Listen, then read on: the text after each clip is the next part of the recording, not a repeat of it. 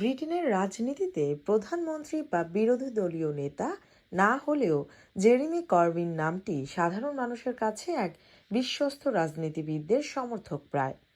গত জুলাইতে নির্বাচিত স্বতন্ত্র সাংসদ জেরেমি করবিন এবং আরও 4 ফিলিস্তিনিপন্থী সংসদ সদস্য আরও প্রভাব বিস্তারের লক্ষ্যে সোমবার প্রতিনিধি পরিষদ হাউস অব কমন্সে স্বাধীন জোট নামে একটি সংসদীয় দল গঠন করেছেন। 5 সদস্য নিয়ে পার্লামেন্টের এই দলটির যাত্রা শুরু হলেও নতুন সাংসদরাও এতে যুক্ত হতে পারবেন।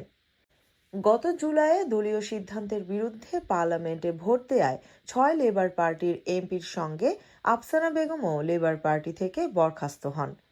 করবিনের রাজনৈতিক ঘনিষ্ঠ অনুসারী এবং আফসানা বেগম জেরেমি করবিনের সঙ্গে যোগ দিতে পারেন এমন আলোচনা চলছিল।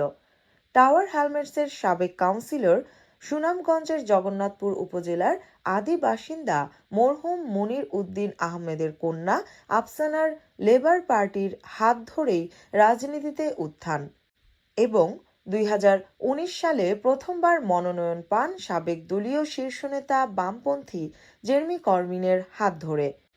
দলের তৎকালীন শীর্ষ নেতার সরাসরি সান্নিধ্য পাওয়ায় ঈর্ষান্বিত কারণে নিজ সংসদীয় আসনে লেবার পার্টির বাংলাদেশি বংশোদ্ভূত একটি বড় অংশের প্রকাশ্য বিরোধিতার মুখোমুখি হন।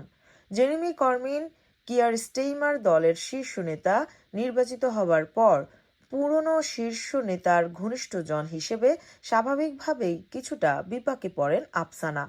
ফিলিস্তিনের জনগণের পক্ষে সবচেয়ে সোচ্চার লেবার পার্টির এমপিদের মধ্যে ব্রিটিশ বাংলাদেশি এমপি আফসানার নাম রয়েছে। দলীয় নীতির বাইরে গিয়ে বাকি 3 বাংলাদেশি বংশোদ্ভূত এমপির তুলনায় তিনি বারবার ফিলিস্তিনের নির্যাতিত মানুষের পক্ষে সরাসরি কথা বলেছেন। তবে সব আলোচনাকে পেছনে ফেলে শেষ পর্যন্ত জেরেমির সঙ্গে যোগ না দিয়ে আপাতত স্বতন্ত্র হিসেবে থাকার সিদ্ধান্ত নিয়েছেন আফসানা। পরবর্তীতে আবারও দলে ফেরার আশায় থাকাকেই আপাতত বিবেচনা করছেন তিনি। করবিনের সঙ্গে যোগ দিয়েছেন সাবেক লেবার নেতা আইলিংটন নর্থ, শকট অ্যাডাম, আইয়ুব খান, আদনান হুসেইন ও ইকবাল মোহাম্মদ।